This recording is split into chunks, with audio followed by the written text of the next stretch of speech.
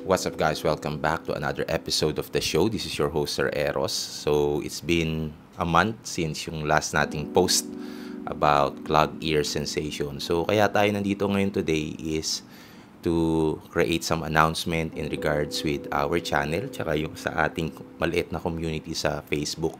Okay, so basically, satisfactory naman yung ating performance pagdating sa ating YouTube channel na kung saan meron na tayong 30,000 subscribers. Okay, akalain nyo makakabuo tayo ng 30,000 subscribers. So, ano na lang, 970,000 na lang yung kailangan natin para mabuo natin yung goal natin na 1 million subscribers na ating pinapangarap. Okay?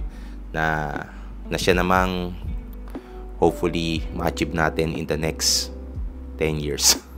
So anyway, kaya tayo nandito ngayon is syempre bukod doon is meron din tayong achievement pagdating doon sa ating Philippines hearing loss community na kung saan meron na rin tayong 600 followers. Okay.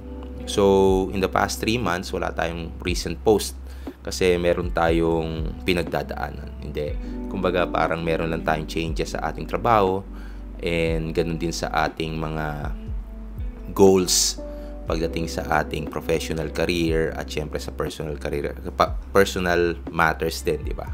Kaya yon. So, going back, tulad nga nabanggit natin is i-PPM ko na lang yung ating mga nanalos na best commenter, sharer at engager sa ating YouTube channel. Take note sa ating YouTube channel. Bakit sa YouTube channel? Kasi sa YouTube medyo meron na tayong nakukuhang maliit na amount na siya namang dinodonate natin pabalik dun sa ating mga masugid na mga subscribers na nag-engage sa ating post. Okay? So, hindi na lang natin ginawang winner takes all kasi parang in the past 3 months, hindi rin naman consistent yung mga nag-engage. Kaya i-divide na lang natin doon sa tatlong madalas na nakikipag-engage sa atin sa ating YouTube channel.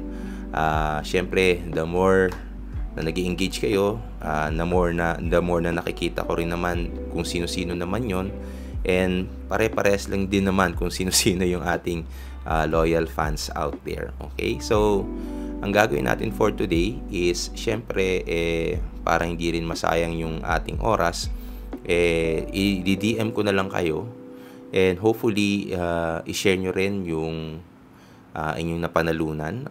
Hopefully yung maliit na halagang yon makatulong sa inyo. Alam ko makakatulong siya dahil alam ko sa Pilipinas ngayon medyo mahirap.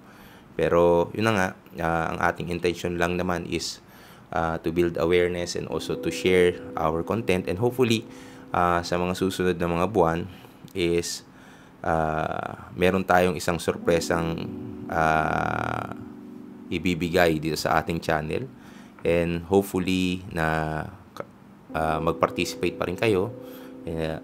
Dahil itong ating magiging next move ay siyang hopefully makapagbago ng ating pag-diagnose at pag-treat ng hearing loss, lalong-lalo na sa ating bansa. Okay?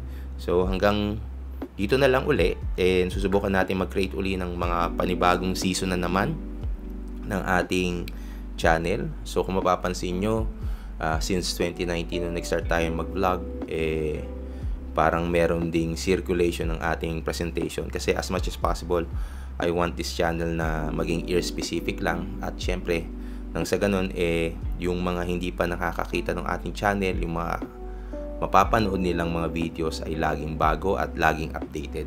Okay? Again, this is Sir Ero saying we will make the disabled able. Paano natin gagawin yon? Please subscribe to this YouTube channel. Please share this video to the Facebook channel. Okay? Kung meron kayong kakilala, kamag-anak, kayo na pong bahalang mag-encourage sa kanila na alagaan ang kanilang tenga kasi napakahirap po pag nasira ang inyong ears dahil underestimated siya ng mga tao or nanineglect siya ng mga tao na pandinig lang yan. Pero eventually, pag nasira nyo yung pandinig nyo, napakahirap po talaga. Okay? Hanggang sa muli, paalam, God bless, see you soon, bye.